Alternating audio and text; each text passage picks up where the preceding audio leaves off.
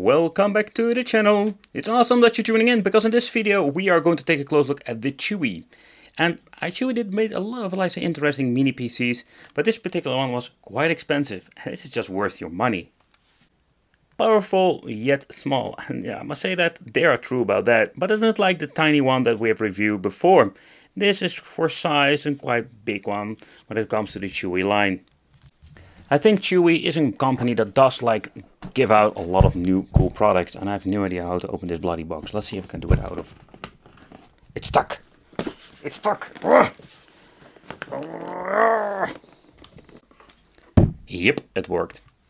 But let's take a close look at the specifications. So this is an Intel Core i5 8th generation, or better said the 8259U. So the U are like the low power chips. So it comes with the Iris Plus Graphics 655. It does have Wi-Fi. So this one did have a lot of cool features, nothing much on the box to say about it. But when you're looking at the specs and you're paying around more than $300 freaking for it, when I understand of, yeah, is this something worth picking up? Like I already mentioned, Chuwi does deliver a lot of nice quality products in my opinion. But it's of course very expensive, because with quality there comes with a price. So when you're looking at the system itself, you can see when holding it, it's not the most tiniest system ever. But another thing I really like about it is the design. So to begin with, the design is very basic and simplistic. But then we have these very nice, very thick, rubbery, let's say, grips that you have at the bottom that you can put it on your desk. Another thing I personally really like, if you want to use it also in, let's say, your typical say desktop, pretty damn cool is with this mini PC to have a lot of USB ports. At least we're going to get 4 3.0 at the back. We've got audio out, display out, HDMI out, RJ45, and then we're going to get the input. So at the front, the only thing what I think is a little bit of a bummer, there are no front USBs. I think it's very convenient, especially if you want to start some emulation on this. And of course we do get an on-off switch. So when you're looking at that, it's we do got some options, but it is very limited somehow. Inside the box we're going to get more stuff. For example, we do get some extra, let's say, explanation about the product. So the CoreBox, that this thing is called, you can see we do get a lot of, let's say, extra paperwork, manuals that explains how everything works. We do get the power supply in here, and that's it. That's the only thing. But here, let's talk about the specifications. Like I love to say, the wicked nerdy time. So this Chuwi box is, by the way, the 8th generation. I noticed they are selling different generations to take that one into consideration. This thing goes in 3.8 GHz turbo mode, comes with 16 GB DDR4 that runs on 2400 MHz, has a storage capacity of 256 GB, but you can extend it, and comes with an Iris Plus 655 GPU from Intel on board. Alright, so let's talk about Bodhasera, because that's what we're going to use, and the reason why I think Bodhasera is just a great way to play when it comes to retro gaming.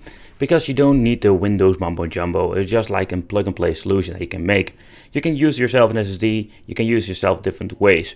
I think SSD is one of the most expensive but still a very great way to go, because it's a very stable piece of technology. Of course you can use a platter disk, those things are pretty damn awesome, but they are way cheaper. And yeah, they will consume a little bit more power depending how you want to assemble this. So take consideration sometimes when using an external enclosure, it can give some problems. Then we're going to get ourselves the thumb drive. The thumb drive, I don't like those options most of the time because, don't get me wrong, they are super easy, plug and play. But these tiny ones get quite hot, so I recommend getting a big one that has some cooling or such kind of. Okay, and then we're going to get the 3.5-inch platter disc, but yeah, that's a different story. And the reason why, because not all of the devices will have the option to use this. So if you want to use this, you need to use an external enclosure, but it's going to get more of a cable nightmare. But also nowadays we're going to get very cool enclosure for the 2.5-inch, so you can use basically enclosures and use the thing through the USB. I mostly do this because it's super easy plug and play, but internally we're going to get a little bit more speeds. Then we're going to get these awesome kits that they're selling. So basically what they're selling, having a hard drive enclosure, an hard drive, and then it comes complete with controllers. Sometimes the fake wireless controllers, they are not the best, but yeah, they are pretty damn awesome. So the kits come even with a manual, so explaining you how to add games to the hard drive. So it's an all-in-one fun package. But that's one of the options you can basically go through. And yeah, comes with controllers, so you don't need to search for them. You can also get yourself an Xbox 360 controller or something else. There are many ways to play with the Bodhasera image. The enclosures are just okay quality, the plastic cheap ones. So that's basically what they are doing over there. Okay, so what is Battlezero? So Battlezero is a piece of software that is based on Linux, and we can play a lot of video games with. They are like pre-installed with emulators, and they're still updating this piece of software. If you have an x86 or an x64 PC, you can just plug in this hard disk or hard drive that you made and play some games. Depending on how much power you have, depends on what we can play. And that's what we're going to test out today. We're going to get this i5 8th generation and yeah, just see how far we can push this beast. Can we play a lot of old school games, or can we also play some modern games? That's what we're going to find out, because this thing supports up to PlayStation 3. Yeah, I know, it's pretty damn wicked. The first test is Mortal Kombat. Mortal Kombat 1, 2 and 3 are quite demanding when it comes to MAME. This game runs pretty damn awesome, and I must say, like, it is not a problem with PCs, especially when you're having an i5 inside.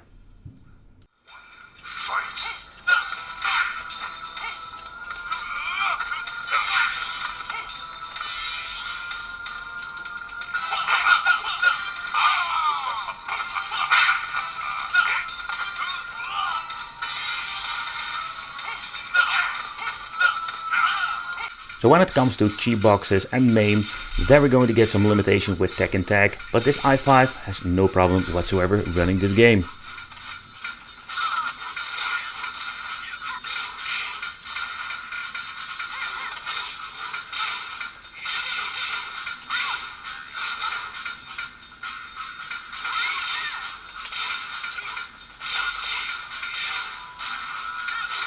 Pandora's Boxes, Raspberry Pi 4, there are many ways to play, but Killer Instinct is one of those games that will not run on many of these devices.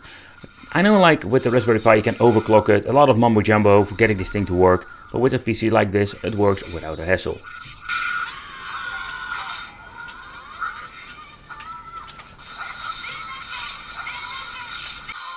So N64 will always be a mixed bag, and the reason is because of the emulator and the complexity about it. But with more power we can play games like Cruis'n USA that will stutter on every single board PC I've tested. And with a mini PC like this we can finally play Cruis'n USA and many other ones.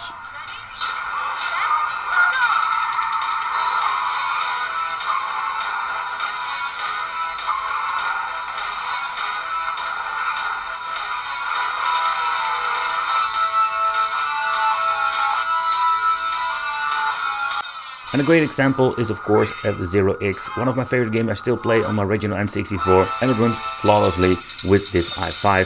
So that's pretty damn awesome if you ask me. So also the really demanding games will have no problem with N64 in combination with an i5 8th generation.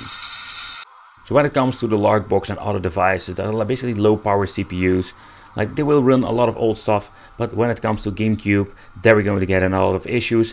But this racing game is quite a nice benchmark for this. And yep, the i5 have no problem running GameCube.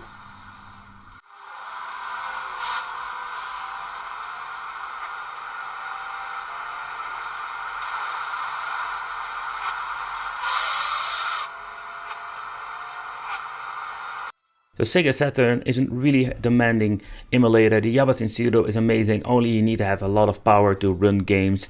And yeah, this game in particular, the three-dimensional games, has a lot of problems, like again, like single board PCs or Android boxes, you name it. But with this i5 we can play this game without any problems.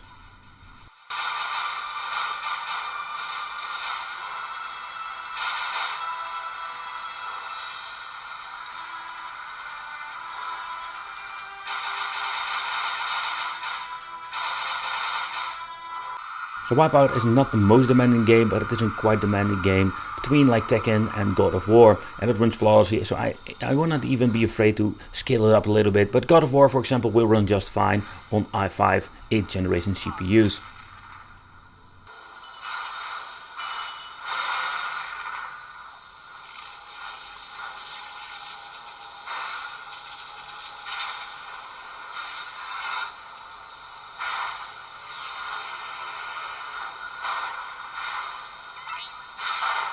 So PlayStation 2 is another emulator that is super demanding, and I must say that it also runs very good on this machine. I noticed like when you're having these cheap boxes, it always have like pushes to do the limit, but this time finally we can play some PlayStation 2 on this machine.